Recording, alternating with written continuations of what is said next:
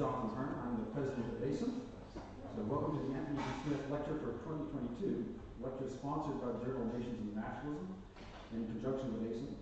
It's also being live streamed on Facebook and YouTube. It's my pleasure to introduce Professor Sabina Mihelj, who will be speaking to us this year on her topic of platform nations.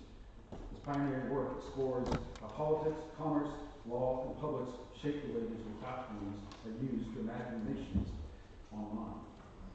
Sabina joined Loughborough University in 2004, having previously worked and studied in Slovenia, Hungary, Germany, and she has served as program director for both the undergraduate and postgraduate degrees in communication and media studies, and she is currently the director of research for communication and media, and has played a leading role in the Research Excellence Framework submission, which if anybody is from the UK knows that's a big job. Her work involves comparative study of media cultures across both traditional and new media, with a focus on public culture, nationalism, identity of audiences. She has written extensively on the relationship between communication, nations, and nationalism, Cold War media and culture, and comparative media research. Within this, she has recently focused on the role of television under socialism, and major recent publications include her book with Cambridge, From Media Systems to Media Culture, Understanding Socialist Television, the special issue of the European Journal of Cultural Studies, called Remembering Socialism, Remembering Television, and then quite recently with our Journal Nations and Nationalism, Digital Nationalism, Understanding the Role of Digital Media in the Rise of the New Nationalism, co-authored with Cesar Jimenez Martinez. Her research has been funded by the funded by the Arts and Humanities Research Council, the Economic and Social Research Council, the British Academy, the Leverhulme Trust, the Norwegian Research Council, and the Ministry of Science and the Ministry of Culture of the Republic of Slovenia. Recently, she's been principal investigator of a project called Screening Socialism, Television in Everyday Life in Socialist Eastern Europe. It's a Leverhulme Trust project, and then very recently, she's been co-investigator of The Illiberal Turn, Polarization, News Consumption, and Democracy in Central and Eastern Europe, funded by the ESRC. Sabina also collaborates with non-academic stakeholders, her research contributing to museum exhibitions and a television documentary for BBC4. So, having shown you that you are very good at things, I give you Professor Sabina Mihelj on platform nationalism.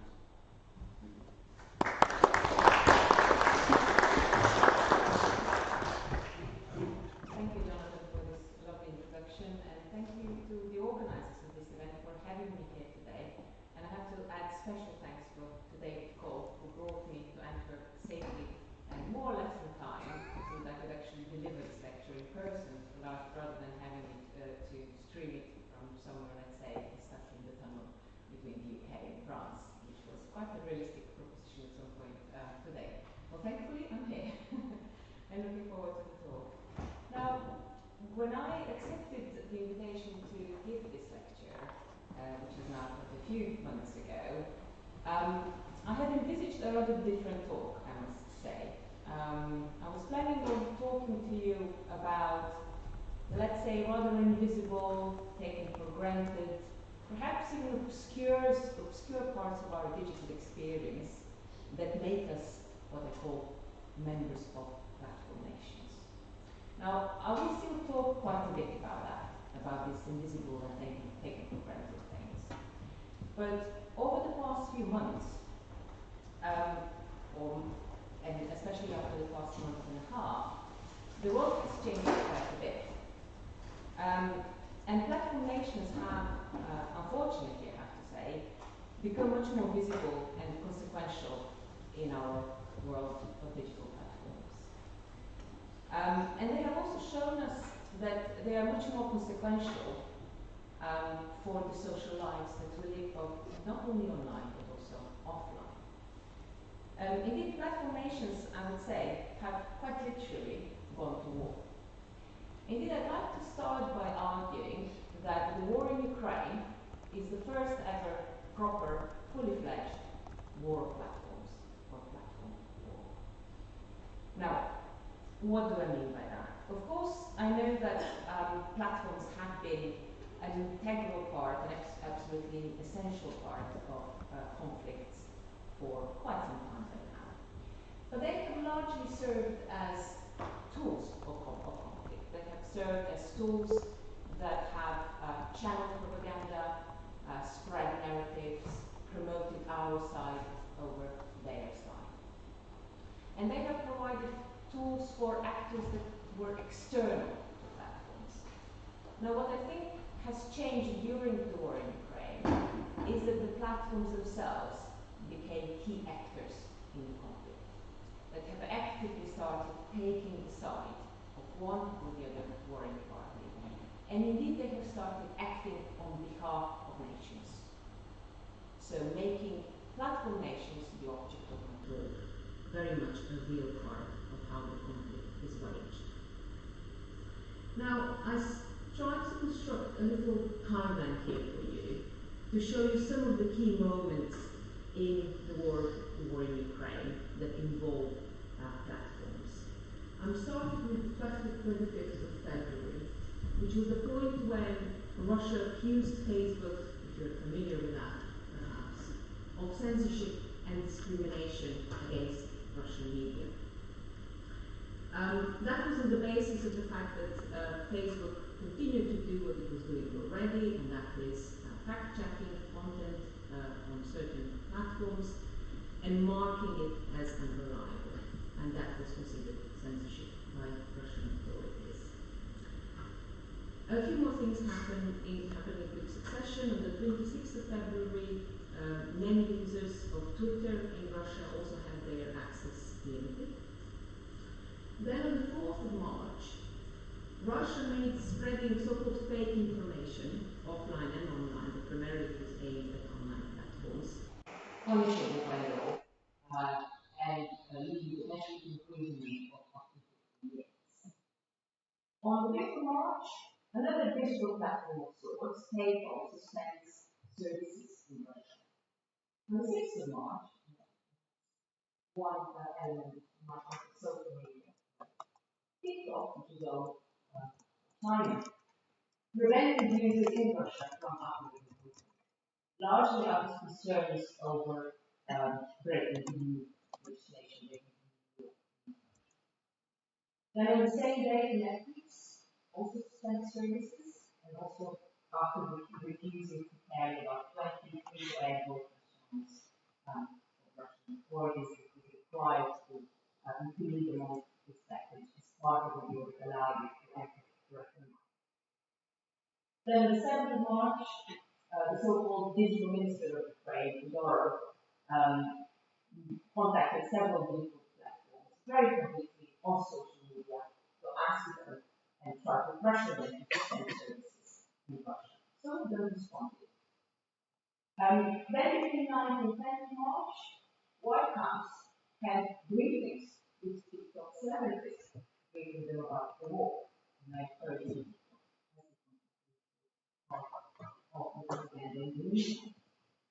on 10th of March, in a very, very unprecedented move, it's probably one of the special moments, Facebook allowed users in some countries to call for violence against Putin and Russian soldiers.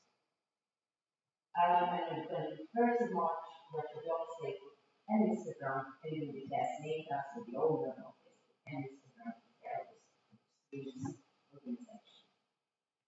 Now, what's happening here? Clearly, we have a range of what are effectively transnational platforms acting on behalf of nations. And that is an important part of the story of this time. So these are platforms that started, at least in terms of ambition, as global networks, that are now acting on behalf of nations. But that's only a part of the story. The other part of the story is evident once we acknowledge that the stories we get into the West about the conflict are very much towards the Western actors, and the same is true for platforms as well. So the moments from the war that I told you so far about are primarily focused, with the exception of people, on Western platforms. But there is a whole range of other platforms that have been and are fundamentally involved in the conflict, and are particularly important if we try to understand the two countries in conflict, Ukraine and Russia. So both Russia and Ukraine have actually distinct national platforms that are based in part on non-Western platforms. Listed there are three major ones. The first one is which is effectively the Russian version of Facebook, established in 2006, which is the dominant social networking platform in Russia. It was actually funded by two Russian brothers in exile in Europe. But since 2021, it's majority owned by Gazprom, which is a state firm. In fact, the use of that infrastructure was suspended in Ukraine in 2017, so 3 years after the initial conflict in Ukraine started. Another important platform that became even more important during the conflict is Telegram, which is a messaging service, a different networking platform. This messaging certification was also funded by government Europe, and it overtook WhatsApp in Russia in March this year, so during the conflict in March 2020. It also became a key chain channel for both Ukrainian leaders and for Russian together. So a lot of the conflict online is happening on Telegram. Viber is another one to mention, especially on the Japanese continent. Rakuten is another messaging app in Ukraine, which dominates the market. And finally, a new arrival, Rostam, introduced or launched 2 days ago, or a week and a half ago, which is essentially a Russian version of Instagram. So these national platform apologies effectively provide infrastructural support that enable Russia and Ukraine to function as platform nations. So to recap then, the war in Ukraine has turned the object of my talk today from a largely institutional backdrop of our social life online into very active players in the global. And I think that this reality calls for even more so for a proper conceptualization of platform nations, but also for an understanding of where platform nations actually come from. And finally, also for an understanding of how the market has different.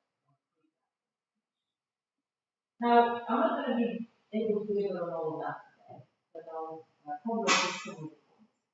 So I'll start by looking first at some conceptual issues. So use the conceptual around theory to start with. Then I'll tell you the story of how platform nations came about, and I'll do that through looking at 3 steps. So I'll first focus on the emergence of the national platform economy. I'll then turn to some aspects or some mechanisms of how nations and national cultures in particular are protected and promoted in the online world today. And I'll conclude by looking at some of the user practices and preferences that cultivate platform nations.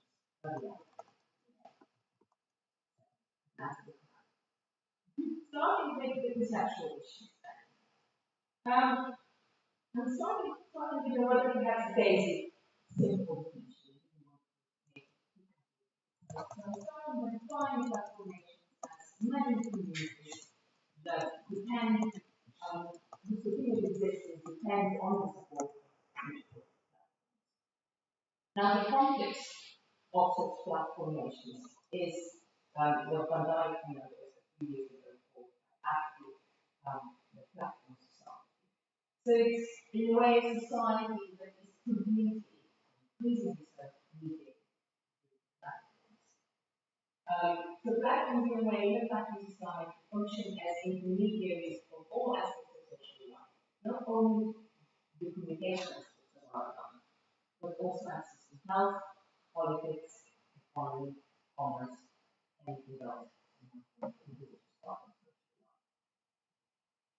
Now, there are 2 points that I would like to highlight in relation to the conceptualization of platform nations that I have in mind. The first one has to do with the duality of infrastructures and information. So I said already the definition of platform nation as imagined cultural element, narratives, representations, also emotions involved. But all of that depends very much on infrastructure.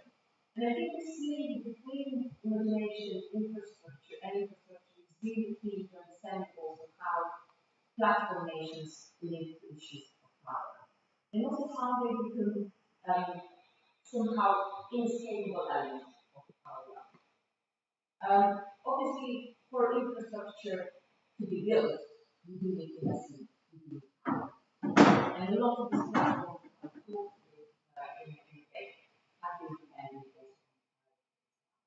There's another power of infrastructures that we perhaps community forget. And that is the power that comes through infrastructure being inhabited. So once we get used to infrastructures, once we inhabit them, we take them for granted. And we tend to forget how they limit the way we see our world and the way we experience it. And some of that I think we need to be able to recover if we are to understand how platform nations function. The other point I would like to highlight in relation to the conceptualization of platform nations is the likelihoodization.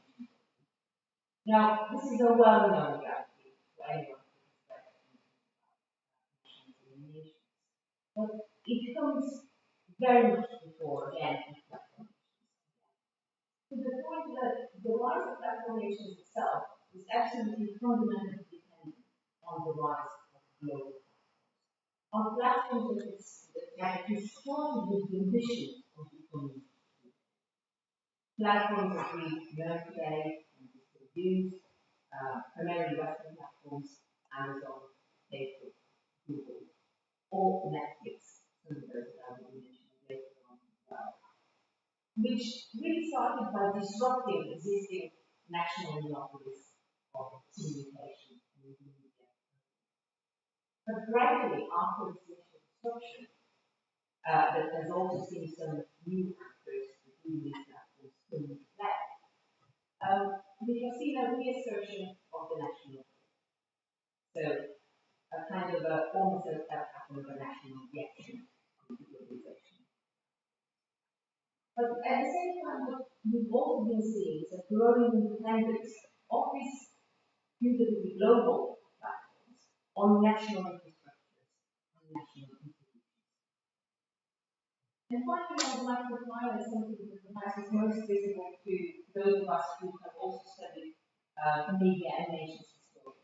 And that is the striking parallels with historical processes of, in my case at least, the extension of transnational broadcasting.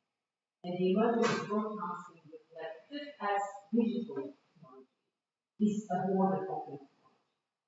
It is a large border. And yet, as we see the history of the evolution of broadcasting, first radio, then television broadcasting, but also satellite and cable, we see this constant movement of globalization, transnationalization, and the gradual reappropriation of these different platforms. There is a bit of a similar story going on with digital platforms as well. Now, this is as much as I wanted to tell you about the conceptual framework, much more than that. But I would rather move on to telling you the story of how platform nations actually came about. I've isolated 3 points of 3 mechanisms that contribute to the formation of platform nations, starting with the ones that have the longest history. So the first mechanism has to do with the development of national platform nations. And this mechanism is in a way responsible for the establishment of national platforms as infrastructure, or we might also see as the establishment of the core. The second mechanism, and in relation to the first step, I'll be actually elaborating on some of the arguments that I developed in an article that I covered at the center in the news today, and also this last year.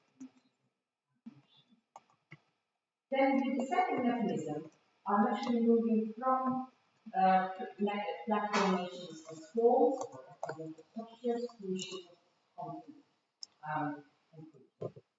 While we're looking at the ways in which national digital platforms are utilized to protect and promote national culture. And finally, in the third step, I will explore the practices and practices of users of these platforms that are also fundamental to embedded platform into our everyday lives. And also which, as you will see, as a whole time value, practices that actually sometimes turn these nations in unexpected ways or transform them. So starting then with national collaborative authorities. I think I've shown this in a few times, but I haven't highlighted how clearly visible it is. It's essentially a map of the world translated into national digital domains, which finish with. And this is an important aspect of this largely invisible taken for granted national authority we live with every day in the digital. And I included there a quick quote from Mihel's book on banana nationalism, which adequately describes what's been happening here, namely the re-emergence of the world of nations and the re-emergence of nationalism as this ideology that makes us see the world as a world of nations, even in the world of platforms that have started as global. Now, how does this happen? You may be familiar with the national structure of the domain name system. Now, the domain name system is a bit simple for those of you who I think have a technical side of it. It's a system of interconnected internet domains. Now, an internet domain is a sphere of administrative control or authority over a part of the. It's usually associated with an identification stream that comes at the end. .com, .eu, .uk, .br. Now, the starting point of the domain name system as a whole were the 7 function-specific internet domains, so-called generic .level domains, that ended in .com, .eu, .org, and others that were associated and still are associated with particular functions. Government, education, view, com for government, and so on. In parallel to that function-specific set of domains, we have seen, however, the emergence of so-called country code top-level domains that end with identification streams that are associated with countries. And obviously, countries have to apply for these domains as well. And this is through this level, country code domain, we see internet becoming very early on structured along national. And there's been quite a lot of interesting work done on the history of the emergence structure, but also on how then these national domains have been appropriated to cut to the shape to release the boundaries of the nation, decide which aspects of the nation have the right to become visible in the world and use of the art of the domain in a way that effectively created a real free representation. Another model of localization here is the digital domain system was managed, still managed by a corporation called the Corporation for Numbers, which is a private non-profit corporation that was established by the US government back in the day, and seized its formal affiliation with the US only in 2016. And this affiliation with the US was also part of the motivation for the establishment of country code domain name system. Now, moving on then a step further from the basic country code national structure. What happened next was the existing global platforms that were already in place, quickly adapted to this national structure of the by developing national versions of its new service. So Amazon.com developed its versions for any particular country, serving UK, BR, and so on, same for any other platform you can think of. Now, this establishment of a national grid platforms was quite driven by the underpinning infrastructure of country domains, but also by the needs of the market. Because obviously, these were corporations that were trying to provide self-services, and it was much easier and effective self-services to a well-defined market, and they actually simply provide those markets that we There are some exceptions to some of the major social networking platforms did not develop such national specific domains. But I'll be turning to these platforms in a minute. So this was the second step. The third step then was the establishment of sometimes more or less self-sufficient national platform committees. Now, in order to see these national platform committees fully, what we need to do is to look beyond what we call the big five that make the platform societies of the Western world.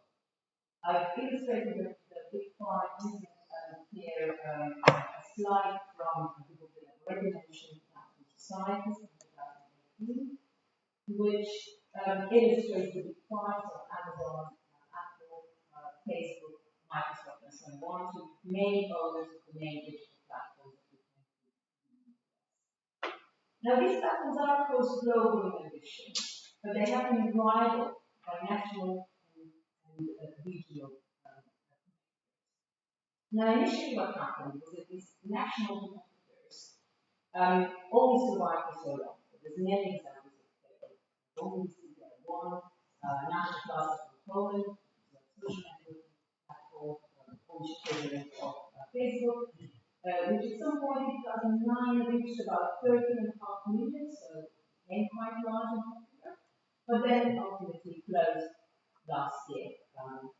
We lost out to convert to Western offices. Now, that was a failure.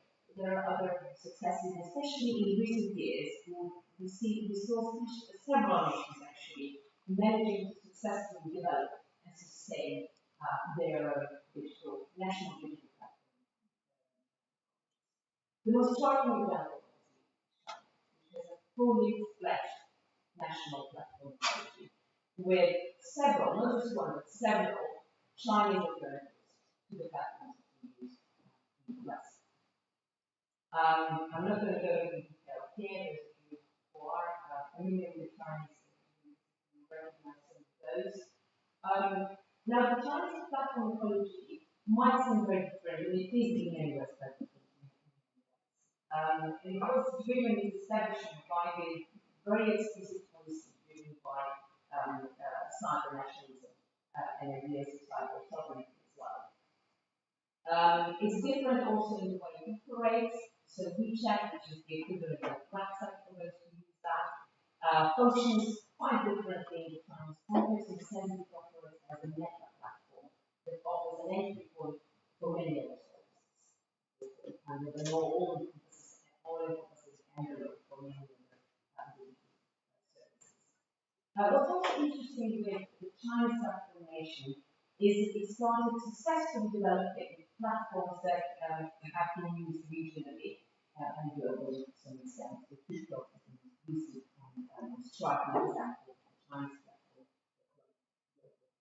successfully. Very careful an article that was published before the success of TikTok that already was talking about China as a digital empire. And say that this is actually more apt today. But it's not just China, that's an important thing to consider. China is no exception. This is not becoming the rule. Now, Russia is another example that's becoming even clearer now after thanks to the war in Ukraine. So I've listed some of the Russian platforms already that we have here. Classic is another one. Social networking platform. Telegram, I mentioned, postgraduate. YouTube is the only major Western platform that is still accessible and widely used in Russia, although I don't have data centers together. But all the Western platforms, apart from YouTube, have seen their user base in Russia over the month of March. So in a way, you could say the war has actually accelerated the establishment of the self digital national approach. Another example I would just briefly highlight here is India. Now, India had an interesting history of initial attempts, commercially driven attempts to create national platforms. Most of them have flown, but just one of them there.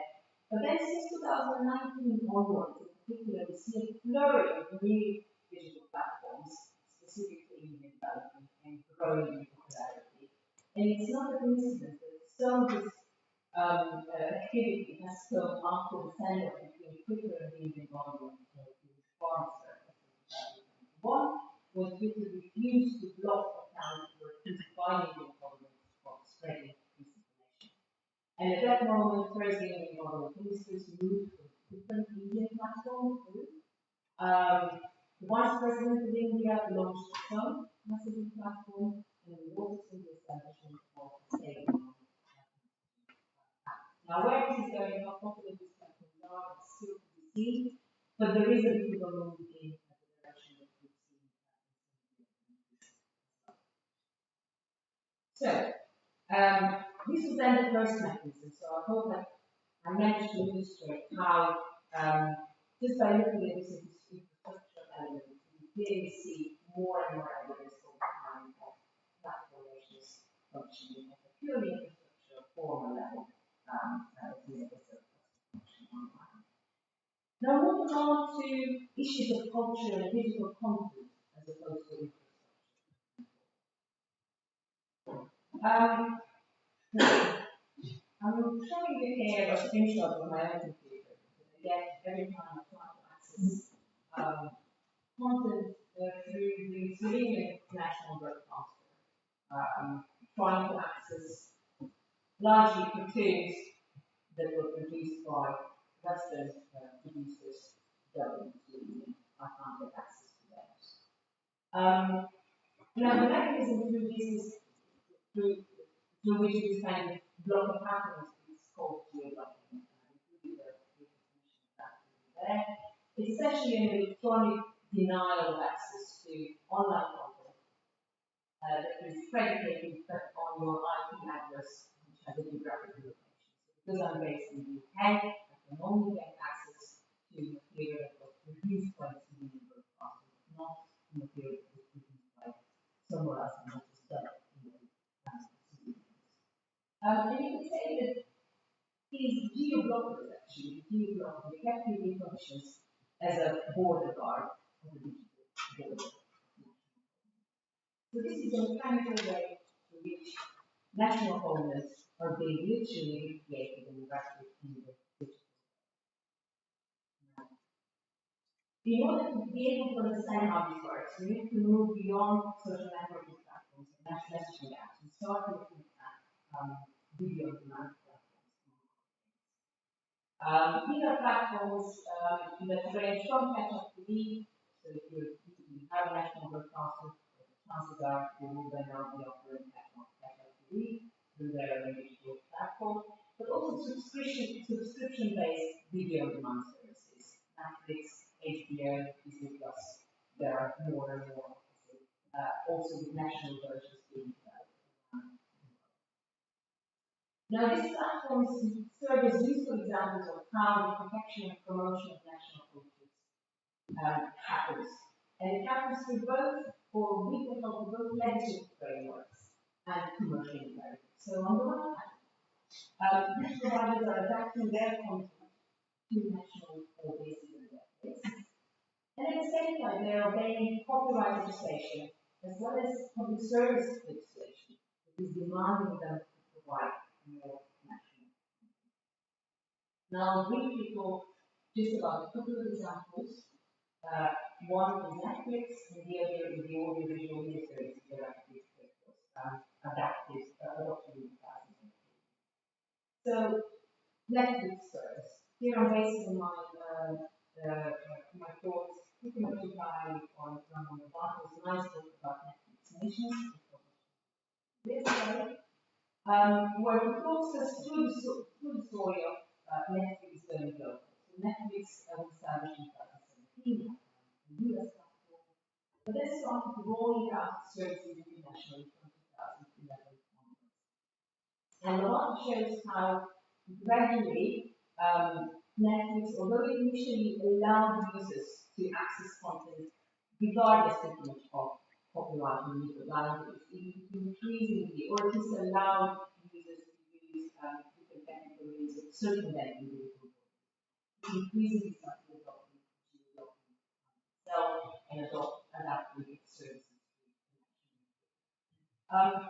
So the hard part is that although Netflix presents itself as a global player, effectively once you look more closely at how it functions, it is very much a national provider. And its users in particular constantly encounter digital borders as they use the service. They encounter not just geo-blocking, they also encounter reminders of nations in the form of currencies, different selection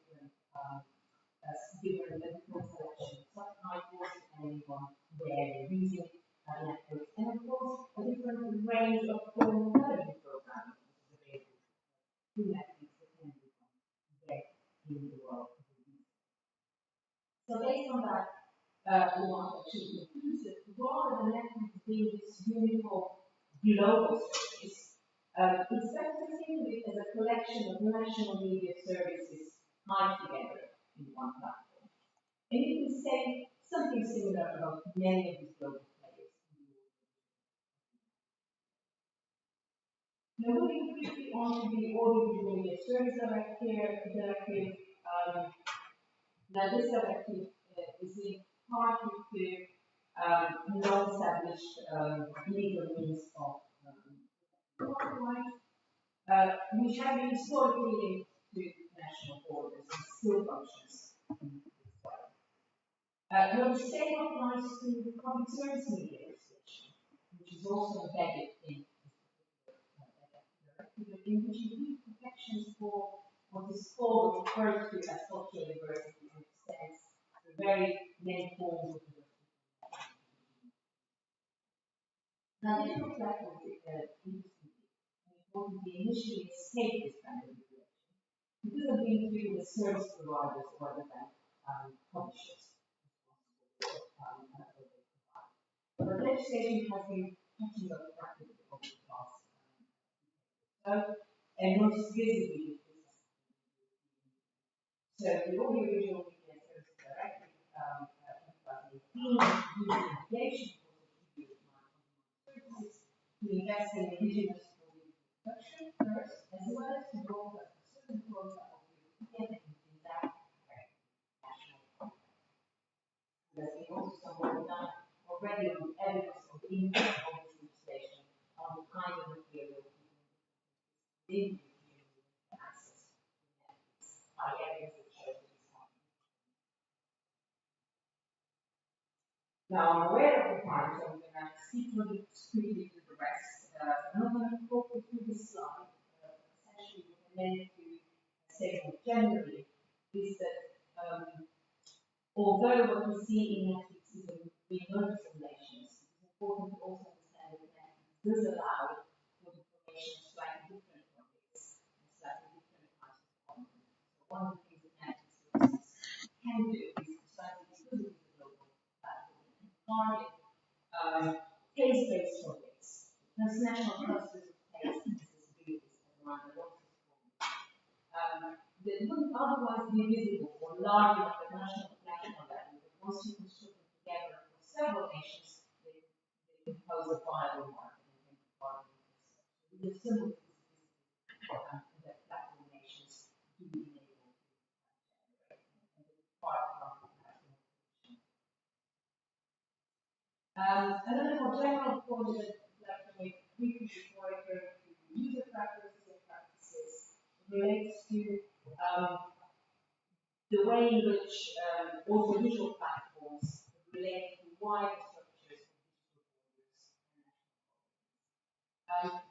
So what I would like to suggest is that national homes that generate services are a part of a wider infrastructure of digital borders that have been erected through legislative, technological, and cultural means. Now, nation states certainly remain clearly key actors in the governance of the media. and beside the borders that are established in particular through these legislative means or commercial means are being erected also in the West. We don't see them and finally, the digital borders of modern nations that are briefly referred to when talking about geography are partly productive of a much wider assemblage of technological means to which borders are created. And I'm taking this idea from a book that is forthcoming related to the African borders with a really interesting work on digital borders in relation to migrants. So what I've been talking about today, I see as part of a larger infrastructure the use of surveillance cameras and smartphones and functions not only to create national homes for us to enjoy at the level of cultural consumption perhaps, but also creates pretty rich and consequential value to migrants in their physical use online. Okay, let me move on then fast to the third mechanism that I'm interested in, and that is user practices and preferences that are general. Now I'll start with the most visible practices, and those that have received most attention, and then I'll work towards the less visible ones that are equally more important for the way it functions and members. So the more visible examples include, of course, outbursts of patriotism and nationalism within the context of nations. I've selected purely by chance here a collection from China, partly because China offers an interesting example of showing how this bottom-up example of patriotism can be successfully emerged and managed by top-down efforts to mobilize I'll just briefly mention the third example here, not that we'll go into much detail, which is a rap song that, as you might know, traditionally young with this anti-authority, anti-state. If we take back here a song for 100% it was created by Chinese rappers to celebrate the 100th anniversary of the Chinese Communist Party in 2021. It's a very interesting story of how actually this song came about and what we distributed very successfully online. Now included there also a line that refers very clearly directly to Chinese digital platforms as part of what we have to be proud of in China when we look back at the history of so the two platforms that I mentioned are Alibaba and Tencent. They are all excellent, progressive, for real strength, and never once again, once they so this is one of the many examples of censorship of activity. I can get many examples now. Another aspect of user practice and preferences that has attracted some attention has to do with the ways in which users of national platforms manage to appropriate these platforms in their own ways and manage to appropriate national information in their own ways as well as part of that. One interesting example in this context is the so-called BTS nation. How many of you have called BTS is a very popular Korean pop group. So popular indeed that the President of South Korea last year officially announced that it has selected they have an absolutely humongous following on all sorts of platforms, latest I checked, almost 65 million on YouTube, 7.7 million on TikTok, and so on. And what's interesting is that their followers, who are very, very active online, they describe themselves as a nation, as a BTS nation, and even call themselves a BTS army. And if you look at closely at the rhetoric they use, they quite often see themselves as a kind of nation, but that defies the very fundamental basis of what we think of when we think of nations. So it's not a nation that's related to Koreans in any way. meant to be a very cosmopolitan, open. So this is maybe one playful example of how users have appropriated and adapted platforms and national information.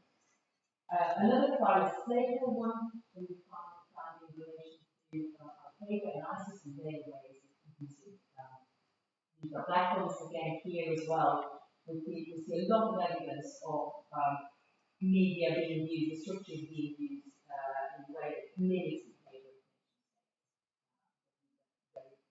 Very different set of ideological convictions and cultural identifiers. Apologies for skipping through this quite quickly, but I would like to come to this slide, which captures what I think we know least about, and I personally think it's most important for the way platform nations exist, and for the way we, all of us, as far as we use this platforms actually help recreate. And that is the behavior of the silent majority. The behavior of the people who don't necessarily think of themselves particularly as members of nations, but who simply use platforms in a particular way out of habit and convenience. And mind you, once you are caught in a particular set of platforms that are available in the society where you live, you are likely to conform to the prevailing habits of that society. Now, this is obviously very clearly the case in countries China, where it has become very, very difficult for those possible minded to use other non-Chinese. In fact, you can use VPN to any other platforms. A very, very small percentage of people actually do that. Yeah? And yes, you could argue part of it might be related to national pride, preference for Chinese national preference. But there is actually a huge element of habit and convenience. And I think the further confirmation of these kind of use being done to habit and convenience comes actually from the Ukraine versus Russia conflict. There's an interesting study that was just published now by Tolchenko, who looked at the effects of the 2017 ban on the Russian social media in Ukraine. And he looked at what happened after. And obviously, you might expect that that Ukrainians with no ties in Russia, very committed to their election, would have stopped, eager to stop. But there is a large percentage of Ukrainians with very, very strong ties with Russia, family ties, friendship ties, also political ties with Russia. And what's interesting is that this study shows that even though those users use for technical control, why? Because it simply became less convenient. That's switch on your VPN, really make an effort to go outside of the national digital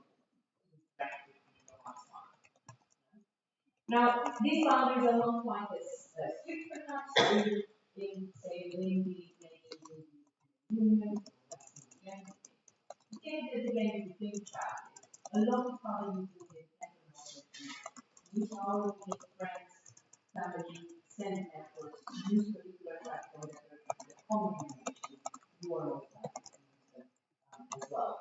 Now, I have another slide here,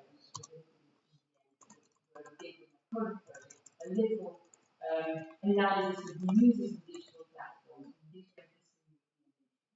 And there are some very meaningful differences in terms of which platforms are used for what purpose and in which ways.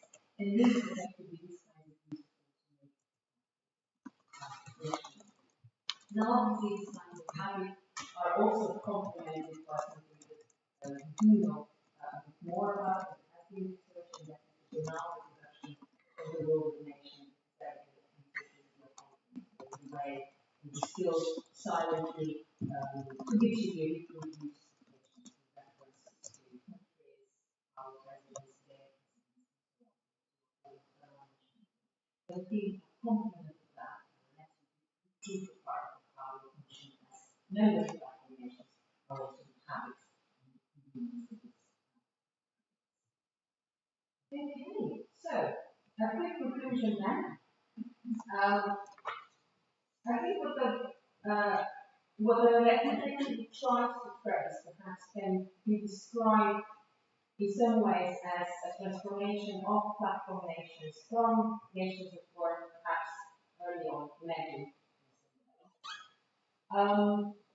but are increasingly becoming something that we take for granted.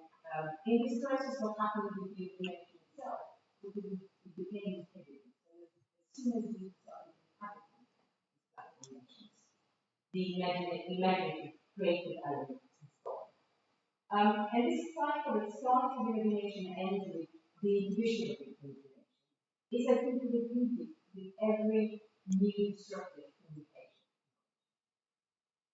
And I think that the war in Ukraine is, in a way, a manifestation of an inherited international communication. So it's also, we could say that the war in Ukraine, the process of the platformization of nations, or perhaps the nationalization of platforms, is actually. Now, I did have a few thoughts about the consequences of the war for the geopolitics of platforms. I think I will rather stop here so we can consider the time questions. Thank you very much.